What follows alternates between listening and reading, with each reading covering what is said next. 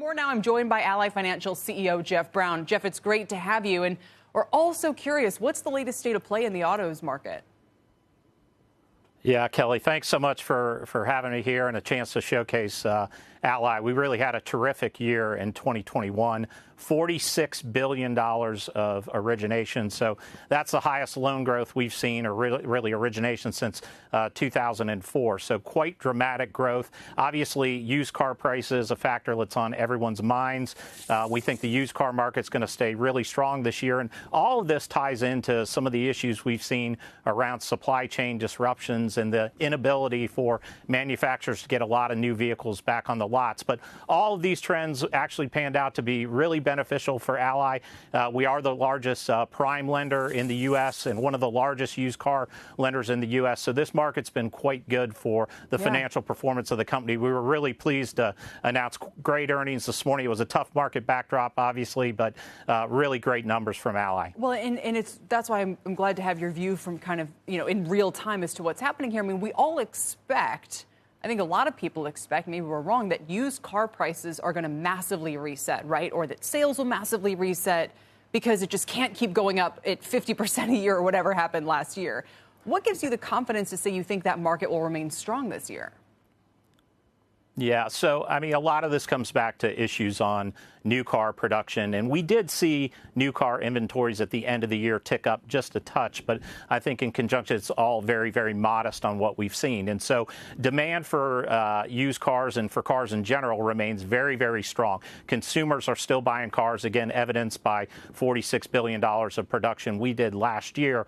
But we think the normalization in used car pricing is going to be very, very gradual. And early signs in 2022 is the market staying quite strong. What I will tell you, within our financial projections that we provide to the street, we call for a 15% decline between the start of 2022 and the end of 2023. I think the reality is going to likely pan out to be something different. We think used car prices are going to remain quite robust for the foreseeable future. If I were Chair Powell, I wouldn't like what you're saying, because the best way to kind of achieve lower inflation rates is to have, big resets in some of the hottest parts of the market. And what you're describing is more like a permanently higher plateau. Is that right?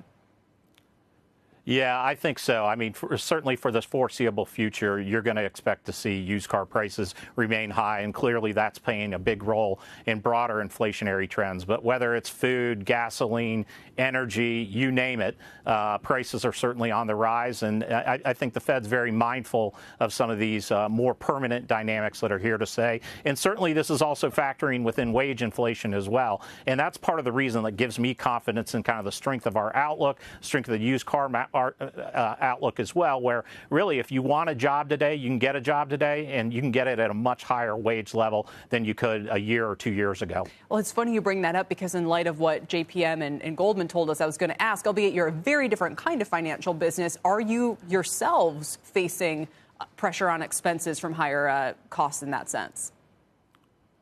Yeah, I mean, we as a company try to take a long-term look or a long-term view when we provide expense and revenue guidance. And fortunately for us, we have seen expenses tick up, but we've seen really dramatic revenue growth alongside of that. So, for example, last year our revenues were up 25%, and it's hard to project that level continuing into the future. But we try to take a very balanced outlook on both sides of the income statement. And so we will see expenses modestly tick up in 2022 around areas like employee compensation, benefits, mental health, things like that as well. But overall, we feel really good on the positive operating leverage that we're going to continue to be able to deliver as a company. Very interesting. Jeff, thanks for joining us today. We appreciate it.